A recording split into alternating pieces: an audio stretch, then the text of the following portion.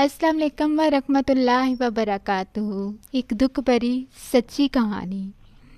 एक बहन कहती हैं कि एक दिन मैं अपने घर की सफाई कर रही थी। इतने में मेरा बेटा आया और शीशे से एक शाहकार तोहफा गिरा दिया और वो टूट गया। मैं इससे बहुत नाराज़ थी क्योंकि ये बहुत महंगा था। मेरी माँ ने मुझे दिया था और मैं इसे बहुत पसंद करती थी, इसे रखना चाहती थी अपने पास। मैंने गुस्से से इसे बुलाया और कहा, मेरा रब ऐसी दीवार गिराए कि जो तुम्हारी हड्डियां टूट जाएं। बहन कहती हैं, साल गुजर गए, मैं इस पुकार, इस बद्दुआ को भूल गई और मुझे इसकी परवाह भी नहीं थी कि मैंने कोई बद्दुआ दी है, और ना मुझे मालूम था कि वो आसमान पर चढ़ गई है जो मैंने बद्दुआ दी थी।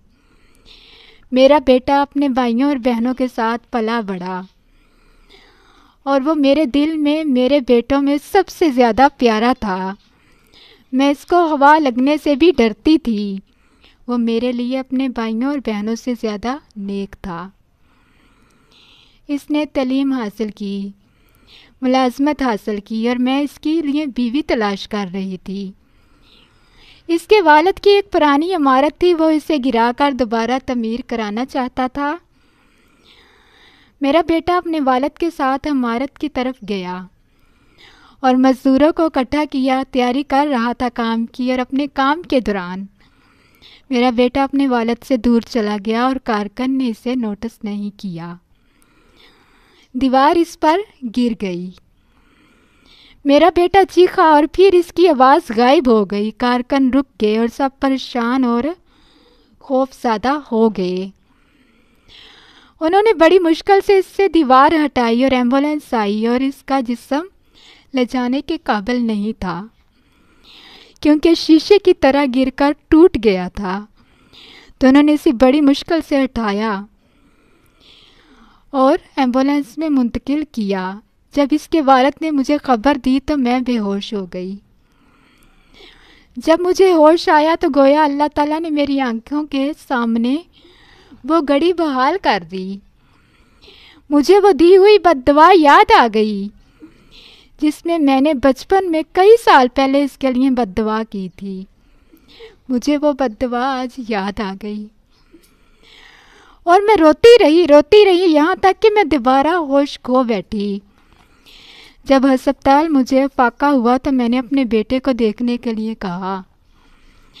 मैंने इसे देखा और काश मैंने इस हालत में ना देखा होता। इन लम्हों में दिल की धड़कन रुक गई। मेरे बेटे ने आखिरी सांस ले ली।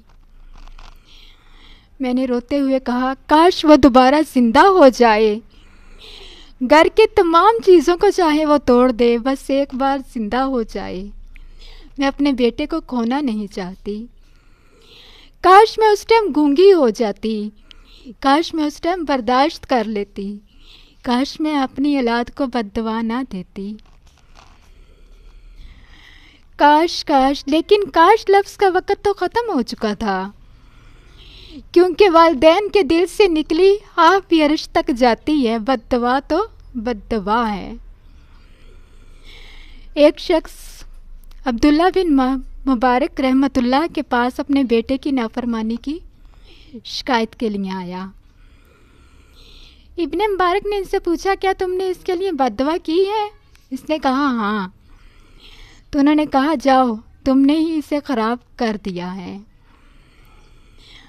प्यारे आका सल्लल्लाहु अलैहि वसल्लम ने फरमाया है कि अपनी औलाद को और माल को कभी बद्दुआ ना दो, क्या पता वो वक़्त कबूलियत का हो जाए।